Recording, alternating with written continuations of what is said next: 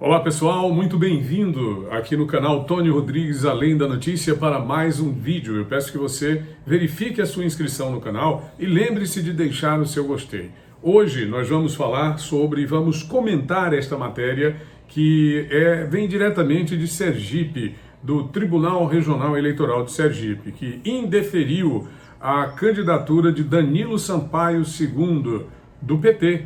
Ele é o genro do suposto presidente Luiz Inácio Lula da Silva.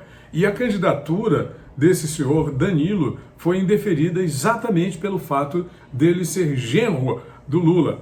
Só que ele está negando agora. Bom, na decisão a justiça considera que ele vive em união estável com Lurian Cordeiro Lula da Silva, filha mais velha do boquirroto presidencial, condição que torna o candidato inelegível. É impressionante. Aí agora ele não é mais o marido da Lurian. Ele vive na união estável, mas não é mais o marido da Lurian. Ele disse na sua declaração que é apenas o namorado da Lurian. Não tem com ela nenhuma relação a mais que isso. É uma relação afetuosa, amorosa, mas é apenas o namorado. A Constituição Federal de 1988 prevê que são inelegíveis cônjuge e parentes até o segundo grau do presidente da República, exceto se o candidato já ocupar um cargo eletivo e concorrer à reeleição. Ele não ocupa cargo eletivo, não concorre à reeleição, é candidato. E agora o interessante de tudo isso é que, apesar de fazer toda essa firula, né, toda essa filigrana para tentar escapar da punição judicial, para tentar escapar do indeferimento da Justiça Eleitoral do Estado, ele deve apresentar recurso aí nos próximos dias ao Tribunal Superior Eleitoral.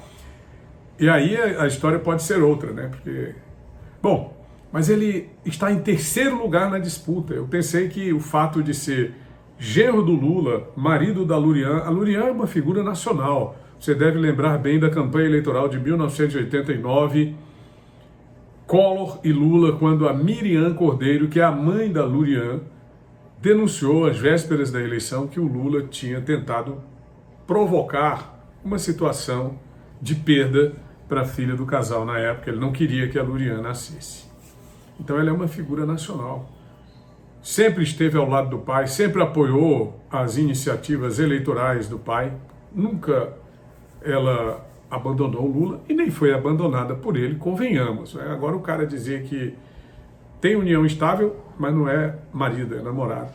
Na sua defesa, o Danilo tem 44 anos de idade. Ele alegou ser namorado de Lurian apenas há cerca de 2 anos. Destacou que ambos não vivem na mesma residência e que ela não tem domicílio eleitoral em Barra dos Coqueiros. Aí a Justiça Eleitoral vai e descobre que ela tem. Essa candidatura aqui do Danilo está bem enrolada, viu? Porque além de todos esses impedimentos da lei eleitoral, ele também não é cotado como candidato viável.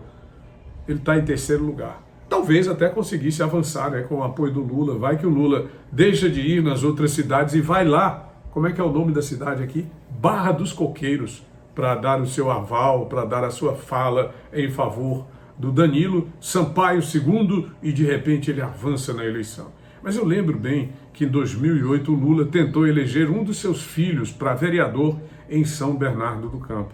E o carinha andou longe, mas muito longe de ser eleito. Pessoal, eu queria trazer aqui uma segunda história que é sobre a prisão do Gustavo Lima. Foi decretada inicialmente pela Justiça lá de Pernambuco, alegando que ele tinha envolvimento com grupos de apostas, esses elementos multibilionários que ganham dinheiro, que ganham a vida, destruindo a vida e a reputação dos outros, destruindo famílias, estimulando a jogatina, gente que utiliza dinheiro do programa social, do Bolsa Família, ao invés de auxiliar no sustento dos filhos, viciado que está, para fazer o jogo do Tigrinho e outros jogos online aí, desses bets que estão infelicitando a vida do brasileiro.